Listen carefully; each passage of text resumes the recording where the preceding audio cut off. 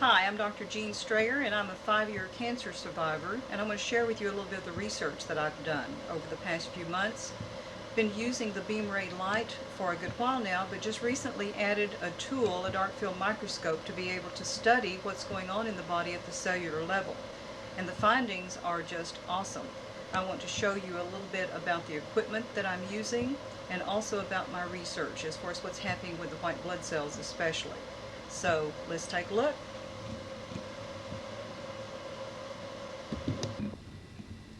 This is the camera equipment, the Nikon Eclipse E600 that I'm using with a Sony camera with a flat TV monitor showing the blood cells magnified with a 100x objective.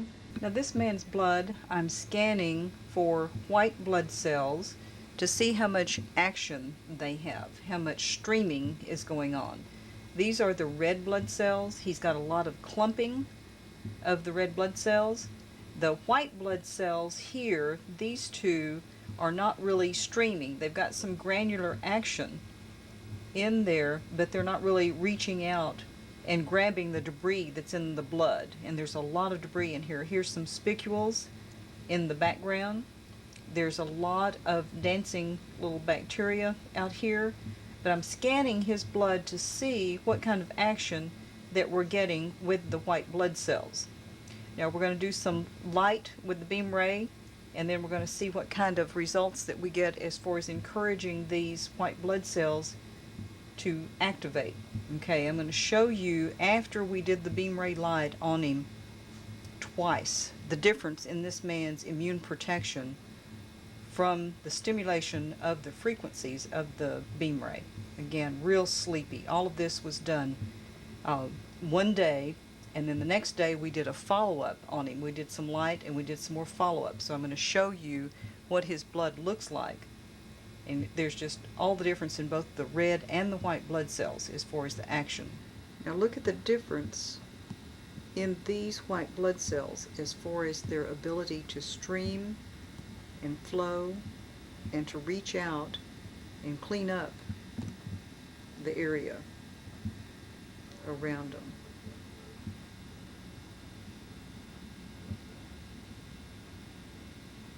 A lot of improvement in the action as far as the special forces being able to really activate. You have several areas that are streaming now.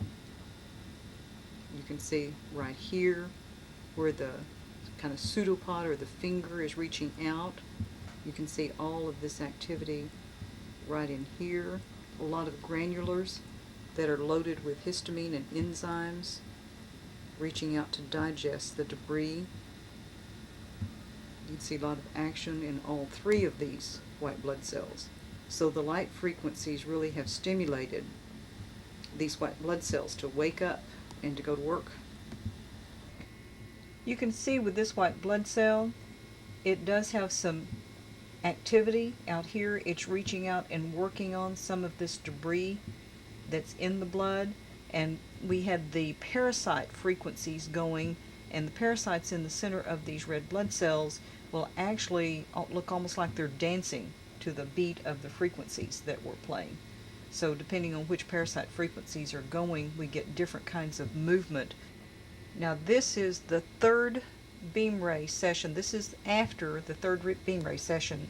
Here, after his third beam ray session for parasites, you can see some of the parasites that were within the red blood cells have been released into the bloodstream so that the white blood cells can go to work in taking those out.